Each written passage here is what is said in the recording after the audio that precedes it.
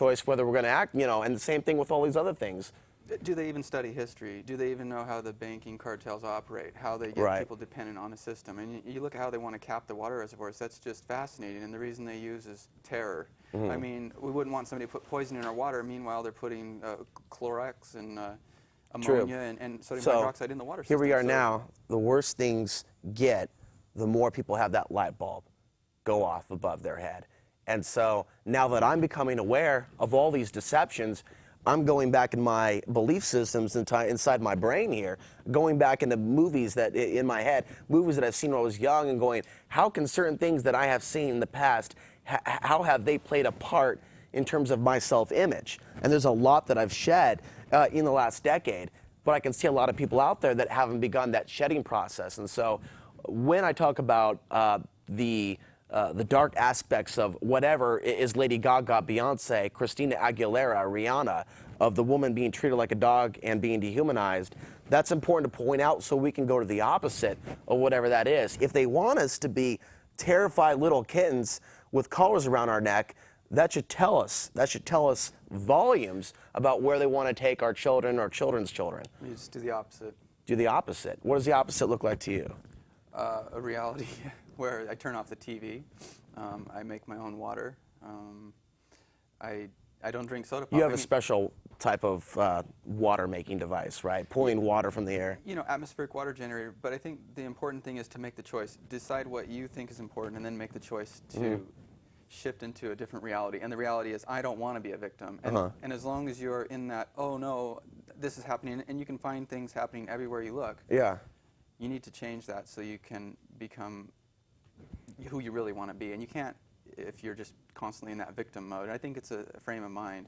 I mean, you can be self-empowered and educated at the same time. Certainly it's a frame of mind, and I know that going back several decades in terms of this awakening movement, and I don't think we should limit with words, awakening, truth movement, 9/11, this, ascension movement, they're all kind of like sparks from the same source of consciousness, expressing themselves in individual ways based on that particular soul, energetic blueprint, or whatever we choose to call it. And so appreciation for people's awakening as they're coming into this new world. I think that we talked about the water because it's partly important in the fact that how are you going to receive those signals if you're dumbed down? How are you going to receive those signals if you're totally toxified, if your kidneys are full of cancers, you know, and your brain is, if you have brain cancer, I mean, really, what kind of hope are you going to have? And I don't think, you know, I see a lot of people walking around moping Brain cancer, cell phones, stuff we never lived with 10 years ago.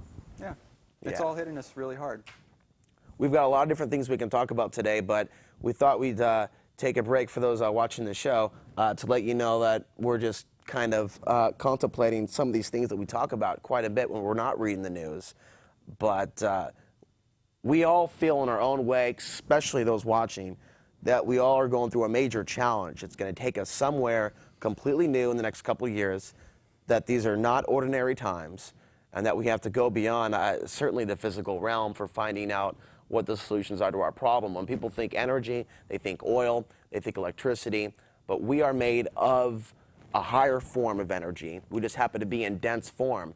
And I can feel it, and some days I can feel it more than others. There's an energy. And the more polluted my thoughts are, the more diluted that particular energy feels. And I can feel that ball of energy between my hands. And if I focus on it, it's going to, just the way I talk on the show about believing in protection, the more I believe in that no matter what I say about the CIA and death camps, you know, there are forces of light that are the contrast, the opposite of these other dark, some say off-world intelligences that are involved in our military-industrial complex. Whatever's going on planet Earth right now is historic for the species.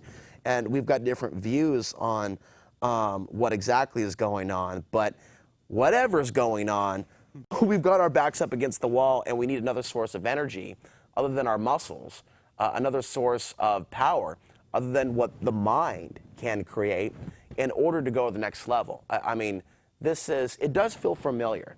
I know a lot of other people say that as well, that whatever we're going through energetically, the energetic signature of it, it feels familiar. I can agree with that. I think, basically, in my opinion, I think we're all energy. And I kind of got some answers as far as through time just traveling, in life. And one of the answers would be that if we are all just energy, you can be positive or negative, and the choice is yours. You are what you think. So your mind takes your thoughts. Your thoughts go where your mind takes it. And I think that's pretty important because a lot of times, a negative thought might pop in your head. Right. And if you have that negative thought, say it's road rage, if you act on that thought and you start to tailgate someone, you've actually fallen victim to that weakness of that negative thought, and you should have actually... Well, that's interesting. It's how you react to a situation.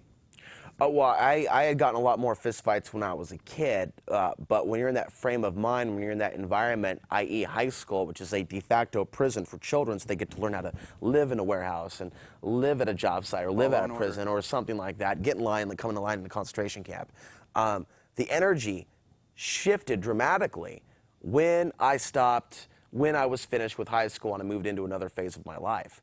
And when I say stopped, honestly, I did skip a lot of school. I'm not ashamed of the fact that I did that because I ended up schooling myself in a variety of ways because I had to get away from that prison-like energy. And I think when people read about people getting attacked or people getting hurt or people snapping, they ought to be looking at what went wrong in the soul's life to where they took out another life instead of simply thinking that it was some sort of a physical anomaly, some sort of a biological problem that they had, or in terms of their brain, as to why they did that. I think a lot goes into what happens with people when they snap or when they actually do something crazy that you would think is crazy, and a lot of it may have to do with their environment, their upbringing, the toxins that they do absorb. Yeah, well, there's this book called Happiness Genes, and there are other books that talk about thoughts affecting reality, and looking at kids that are, like, say, traumatized by their parents, they end up, like, not doing too well in life or experiencing major challenges before they really figure out who they are, because their stuff, obviously, they have to move beyond. And what is that? That's the stress overload factor. The fact that anyone that grows up either as a child or in a environment, i.e. a country that's being bombarded with bombs, or a country like this where the people are victims to psychological warfare, the stress hormones of the body are never allowed to sleep or relax. Constant fear over not surviving. That biologically is doing something to people in our city, people in our state, people in our country, people on the planet, and it creates a vibrational, toxic cesspool to the point where most people don't even know. It's almost negative even mentioning this, but it has to be looked at to where most people don't even know that they're in that vibrational prison. I mean, there's a certain beauty in actually discovering the fact that it exists and that there are ways that you can pick the locks outside, to get outside of to break the codes of the matrix, if you will.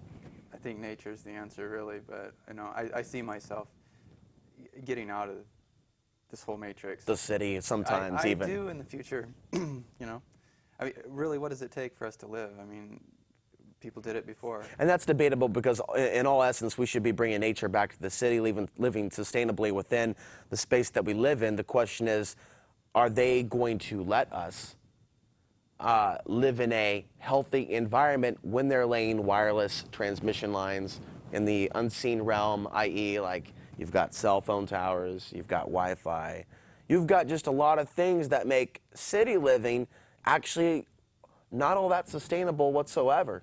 Even Portland. Yeah, absolutely. You have the radio towers and. Well, we've got the freedom of the will.